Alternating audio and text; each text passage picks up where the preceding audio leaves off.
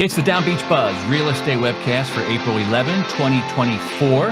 Everything real estate and fun along the Jersey Shore here in Ventnor, Margate, Longport, Brigantine, and Lower Chelsea, sometimes Atlantic City. Sherry Lilienfeld from eXp Realty is here. And, of course, the show is also sponsored by Paul Skolage of Guaranteed Rate. Go check him out at rate.com. And, of course, CNS Custom Builder, thank you for being a sponsor. New construction, remodels, addition, kitchen and bath. Go to cscustombuilder.com. And Energy SSI, air conditioning, water heaters, pool heaters. Go to energyssi.com. It's is it an art? Is it science? How does a realtor actually determine what price tag to put on a home for sale? So I've said this very often. No matter what the market is, your pricing the property has to be a very strategic process.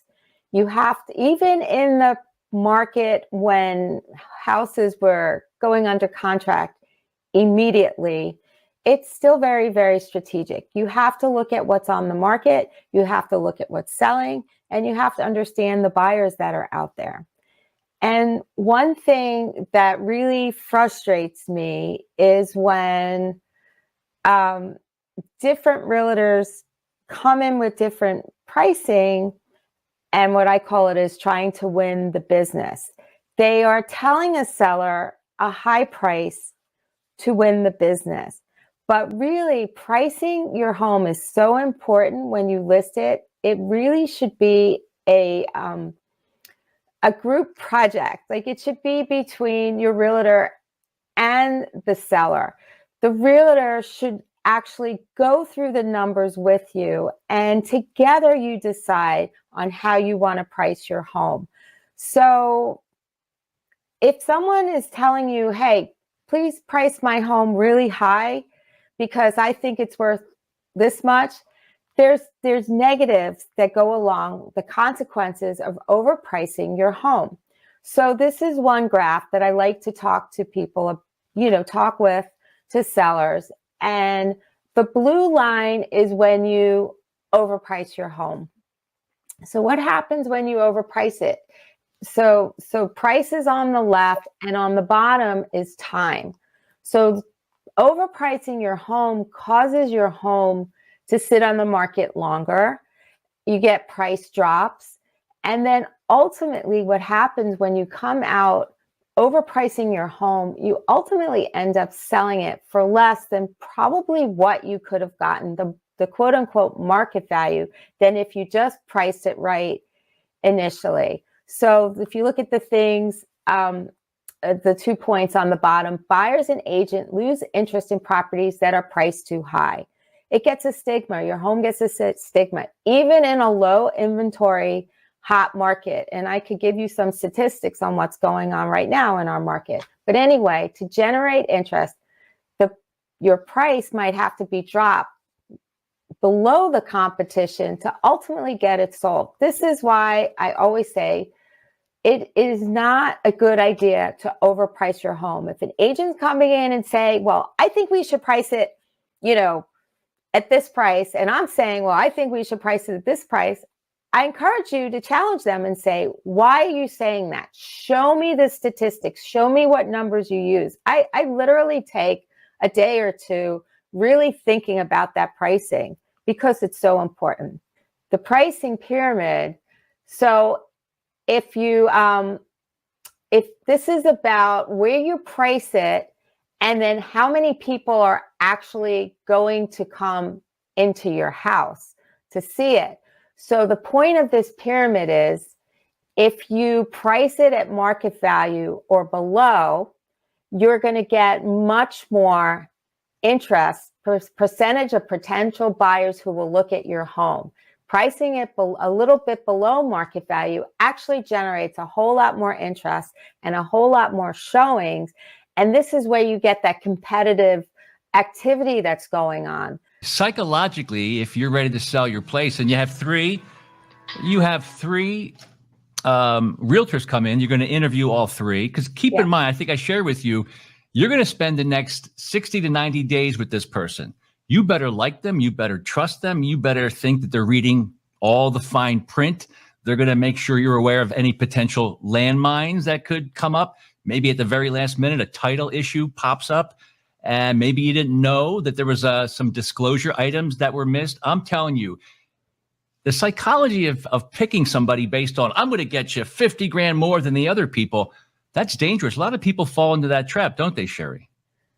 Yeah. So again, I look at it like a partnership. Like you said, you're going to spend the next 60, 90. Actually, we like to do our listing 6 months, but we expect it to sell a lot faster than that. But it's a partnership, and that partnership starts with the pricing. And it shouldn't be like, oh yeah, I'm going to get you this high price. Please keep in mind, the realtors do not set the price your house will sell at. It is the buyers. The buyer sets the price.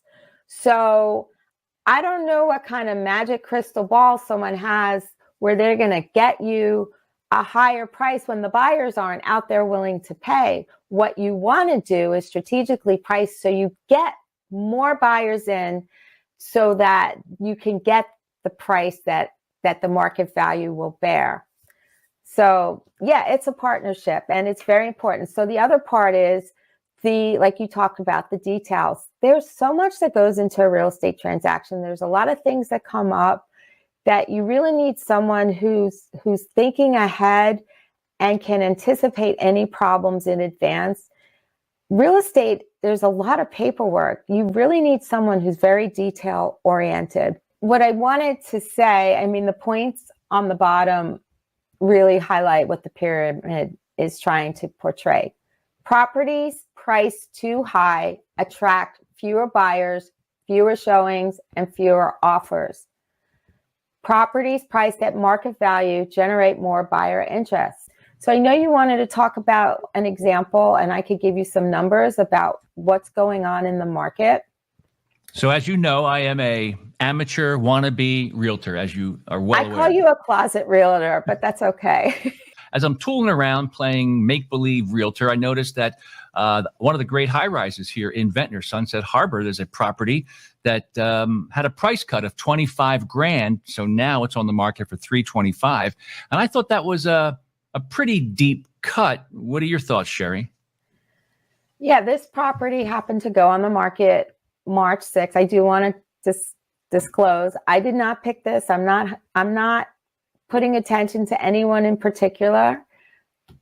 John picked it, and he just thought, yeah, let's just talk about this one. I'm like, okay, but I'm not pointing my fingers at anyone. This is an example of what happens when you price too high. So this went on the market March 6th at 350. A month later, they dropped it by 25,000. So now we're a month later, and they're dropping the price by 7%. So this is in Ventnor. This is a Ventnor condo. If I look at the Ventnor inventory, Ventnor inventory is still very, very low. 36 listings in Ventnor, but 22% of those listings have had price reductions. So what is that saying to you? Well, what it's saying to me is, again, people still think it's this really hot market, it's low inventory. Let's just throw a number out there, and sure, someone's going to come buy it. And okay, we're in April now, right? Anyone that's buying a house here for the summer is going to be in contract by now, or hopefully in contract by now. They want to be in their homes in May, fixing it up, cleaning it up. So yet we have this inventory and these price drops. So if you're listing your house now, you should be very aggressive with the pricing, because there are definitely buyers out there waiting for the homes. But I think they are digging their heels in, because they're like, they saw the prices rising, and they're like, oh, I should have bought when. But now they see interest rates are higher. They see the market is plateauing. It's leveling out. So they're just not going to overpay now. I mean, that's my interpretation of what's happening. If you look at stir the pot, if you look at Margate, this was interesting to me. Again, we're still at the same average price of $2.66 million. There's only 47 homes on the market. 34 34% of Margate properties had price reductions. 34%. Again, those buyers are out there, but they are not, they've waited a long time. They're not going to jump the gun now and quote unquote overpay. They are expecting to see the pricing to come down and be a little bit quote unquote more reasonable for them. So that's a high number, 34%. Can I stir that pot now? Okay, go ahead. I need to get permission. What happens when the 400, the 500 short-term rentals, some of them get dumped on the market because the Airbnb entrepreneur said, I'm done with this, or legal issues start changing zoning law, and people said, wait a second, I can't run a commercial business in a residential neighborhood. This Airbnb thing or this short-term rental thing, I'm out of here. What happens when you got another 50 homes dumped on the market from Airbnb folks that said, I've had enough of this? That could happen, and it could depress prices. Could it not? Yeah, I mean, of course, I wouldn't expect that in Margate. The minimum rental term in Margate is 1 week. They shouldn't be renting Airbnbs for less than that.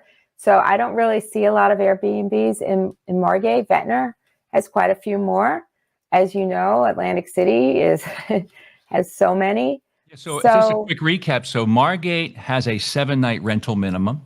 You don't hear a lot of stuff, but there are people that let me know that enforcement of these Saturday night parties could be a little bit better in Margate. In Ventnor, they have a much bigger issue because they have a 3-night rental minimum.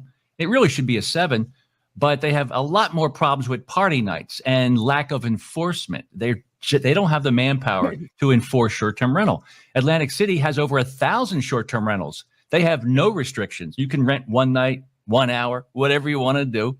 And Brigantine also is very lax, only has a 2-night rental minimum with no enforcement yet, unless you're having a crazy party and you got to call the cops.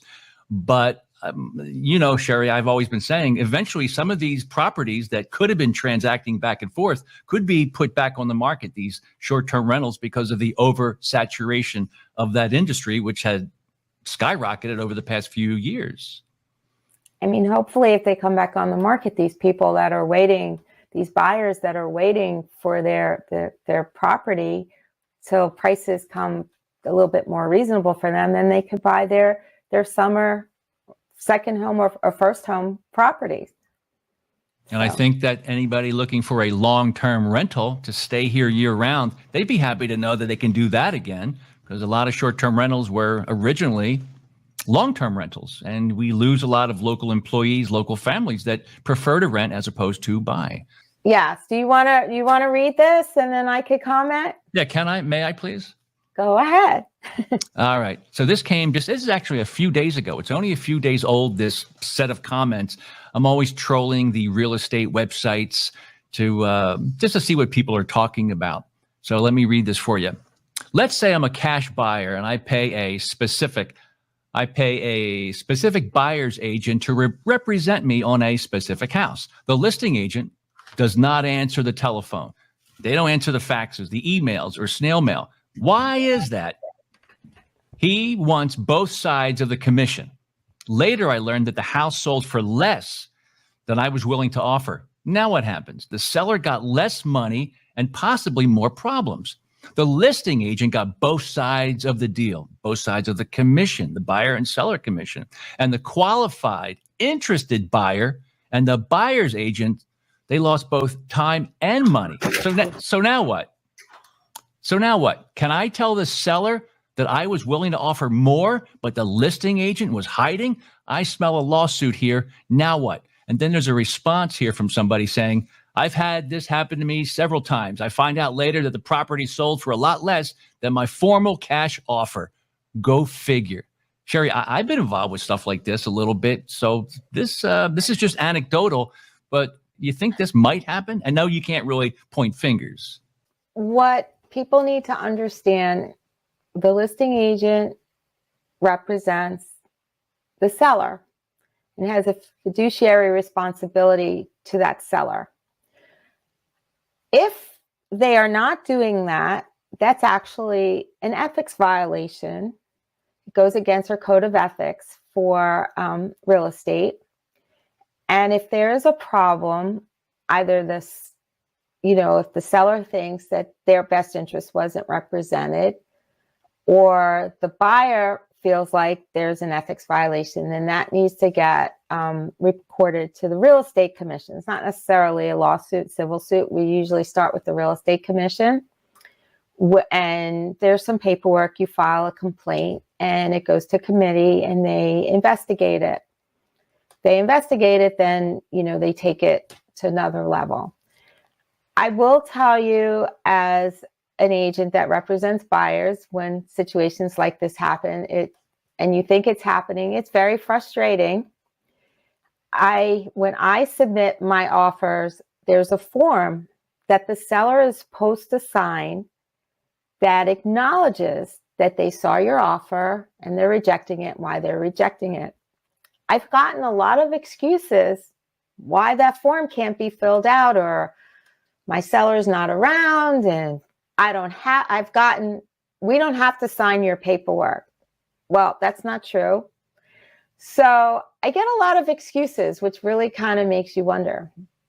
And it actually happened to me kind of recently. And I personally started filing a complaint. And honestly, I won't do it. And the reason I won't do it as a realtor is because it's not going to make it easy for me in the future. I have to personally continue working with these realtors. So even when this stuff happens and I have full documentation, I won't file a complaint. But I will say I would highly recommend the consumer files the complaint, the seller or the buyer, and they do the complaint. And your realtor can help you with the process, or you can contact the New Jersey Real Estate Commission or a local board and get the forms. But this is why a lot of us realtors won't do it, because it'll just hurt us more in the end, because we have to continue working with these people. I mean, when I say these people, these other realtors who aren't following the same ethic rules that we might be following. So do you think with the changes going on with the National Association of Realtors, NAR, we might see some real estate agents deciding to get out of the business, and it might get a little more competitive? It might have more elbows being thrown because there's not much inventory, and, the mortgage rates are still high. I mean, it was always tough to be a real estate agent, but moving forward, it probably will be tougher. Thus, the consumer should be well aware that they should keep close tabs on those who represent them in a transaction. Well, one of the things that potentially might come out of this lawsuit is getting rid of the dual agency. So a realtor can't double-side it. However, explain that again, just a real quick recap of what a dual agent is and what a dual agency is. Okay, so if your property was listed by one of the big firms in the area, you might think that your realtor is the one you're listing it with. It's actually the agency. The agency is listing the property, the broker of that agency, not the realtor. So dual agency means that nobody else in that agency could sell that listing unless you agree to dual agency. And most people will say, yeah, I want dual agency because you're a big firm. I want, if someone else in your firm wants to sell it, great. But a lot of times when we're talking about dual agency, we're really kind of talking about the listing agent has both sides and they're controlling it. They're controlling the offers. They're just controlling everything because they want to get, both sides of the deal. But one of the things New Jersey Real Estate Commission is looking at is getting rid of dual agency. Or if they don't completely get rid of it, they might just say the listing agent can't do both sides, but someone else in the agency can. And there's about 5, 6, or 7 states that have prohibited, for the most part, dual agency, correct? I think so, but They call it, but then they call it designated agency. Like I'm licensed in New York. New York has designated agency. So the same agent can't do both sides, but a designated agent is what I just described. When the broker Isn't that kind of, it's you know, it still doesn't. dual agency. Yes, it's still dual agency. It's someone else in the firm can do it, but not the same agent. Are you saying they're not building a brick wall between those two two cubbies of those two agents? They're not building a soundproof booth? It's so funny you say that, because I was thinking of that, the firewall. Like when I worked in marketing and advertising. So what happens in marketing and advertising, you get an expertise in a certain industry. So then what would happen is your competitors would want to come to you because you have that expertise. So they would start a whole new company and they call it a firewall. They could still be sitting in the same building, but they have a different space. It is very challenging. And obviously, if there's a big, if you work at a big firm and your seller doesn't want dual agency, then that does limit them. So and the DOJ, the Department of Justice, has reopened that case or is threatening to do so. So this thing is still going on. And the ultimate goal is to provide more transparency, although there's some things about commissions and pricing that even I, as an amateur wannabe realtor, I don't agree with, because a lot of it was working fine and there was never anything underhanded. But for some reason, the DOJ woke up, maybe because the prices became so huge and commissions became also very, very big. I think it was more of a training issue. I think what happened in this case is an agent said to seller, oh, you have to pay 6%, and this is how we do it, and this is standard. Well, it's not standard. It's always been negotiable. They don't have to pay any, I wouldn't say anything. Obviously, you're not going to work for them for free, but when they say that's what everybody's charging, that's when it got into this whole antitrust price fixing thing. And that's not true. I mean, just because it became like customary to see these numbers, you can always negotiate it. And yeah, you don't have to offer a buyer's agent money, but then you are also going to get a lot less people seeing your property. If there's a lot of choices, they might show them other properties. But yeah, it's very, very complicated. It's very, very hairy. And there are a lot of issues, including, look, we live in a second home market where people have a lot of money and they could pay the buyer's agent. But if you're a first-time home buyer and you're scraping together your nickels and now you got to pay a buyer's agent and come up with more cash, that's going to really change the dynamics of that whole first-time home buyer, primary home buyer market. Yeah, it's weird because it doesn't necessarily mean if you're not paying a fair commission to a buyer's agent, why do you really think that number is going to make your sale price come down by the same amount? It's really going to benefit a few and really going to hurt the remainder of the industry, at least from me, an amateur realtor looking from the outside in. Yeah, I mean, I feel like, when people decide what they're going to pay, if they have to now pay a fee, they're going to offer less. So we do this in the commercial business all the time. A lot of times the sellers aren't paying you commission. The buyers are paying you commission, but they have a spreadsheet and they work out their numbers. And if they have to pay your commission, the seller's not going to pay it. They just offer less.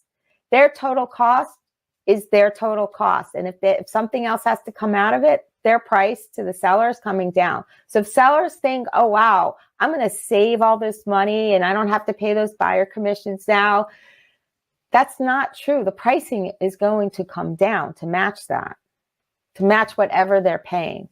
I just got the sense that the listing agent would just make even more money because people wouldn't be thinking about deducting the amount that buyer's agent had to be paid. But that's just me. If you're the buyer and you're paying it, wouldn't you think twice about the price you're going to offer if you then had to put another, whatever, $10,000 to an agent? Well, that has never been anything where to hide what the commission was. It was at plain as day, and everybody was cool with it for decades. But I do think that the MLS itself, the multiple listing service, that's going to face more scrutiny, and the double agent or the dual agency or the designated agency or the designated agent, I think we'll see more scrutiny there, Cher, especially with the MLS, because who owns the MLS? It's NAR. It's the National Association of Realtors. But at the end of the day, who owns the listing? The seller? The broker? Who owns that listing? Have control of it is what I'm saying. The broker and the seller. But really the seller, again, the broker is an agent for the seller. See, that's the part that people don't understand. We are supposed to work on behalf of the seller. We are an agent for the seller. Your job as the fiduciary is to do anything you can, get the best possible deal for the seller. Even if you're nice to the buyer, it doesn't matter. Your job is to make the seller happy. Your responsibilities are to the seller. Yeah. As a listing agent. You love this. You just love talking about real estate, and me, I just want to turn it off sometimes because I live it. It's an incredibly interesting, compelling industry, and it's one of the last to be quote unquote disrupted. So cars have been disrupted, music has been disrupted. Never thought that would happen, but real estate is the last of the domains that really have held on to traditional ways of doing business. Finally, they went from a phone book every week of what's for sale. Now everything's digital. Of course, for some reason, the NAR sold the rights to the ability to stream all those listings to places like Zillow. How insane that was, but that's just me.